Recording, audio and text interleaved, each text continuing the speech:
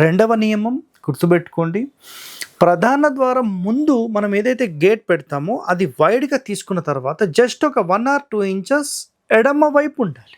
లోపల నుంచి చూసినప్పుడు ఎడమ వైపు ఉండాలి, బయటి నుంచి చూసినప్పుడు కుడి వైపు ఉండాలి. ఇది రెండవ రూల్. Next rule number 3. ఇక్కడ ఇంకో కండిషన్ ఏం చెప్పారంటే, ప్రధాన ద్వారం కంటే మిగతా ద్వారాలు హైట్ తక్కువలో ఉండాలి అని చెప్పారు. ఇక్కడ ప్రస్తుతం నేను ఎన్ని ఇండ్లు అయితే వెళ్తున్నానో, మీరు విల్లాస్ అనుకోండి, లేదంటే అపార్ట్మెంట్స్ అనుకోండి, పెద్ద పెద్ద బిల్డింగ్స్ అనుకోండి, పెద్ద పెద్ద రాజమహల్స్, ఎవరైతే ఇండ్లు కడుతున్నారో వీళ్ళందరూ చేసే మేజర్ మిస్టేక్ ఏంటంటే, ఇంటి లోపలుండే అన్ని ద్వారాల యొక్క లింటల్ లెవెల్ ఒక్కటే హైట్లో చేసేస్తున్నారు. ఇది 100% ఒక బ్లండర్ మిస్టేక్.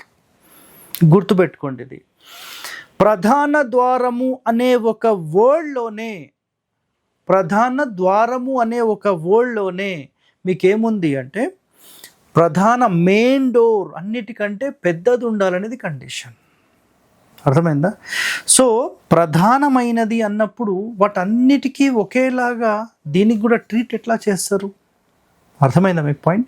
సో 100% ఇక్కడ గుర్తుపెట్టుకోండి, ప్రధాన ద్వారం అనేది అన్ని ద్వారాల కంటే మించి ఉండాలి విడ్త్లో అండ్ హైట్లో.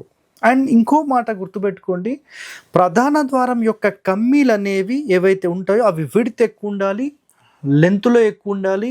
అండ్ గడప ఉంటుంది కదండి, అన్ని గడపల కంటే ఈ గడప ఎత్తులో ఉండాలి. అన్నీ సమానంగా ఉంటే, అంటే పీట అంటాం దీన్ని.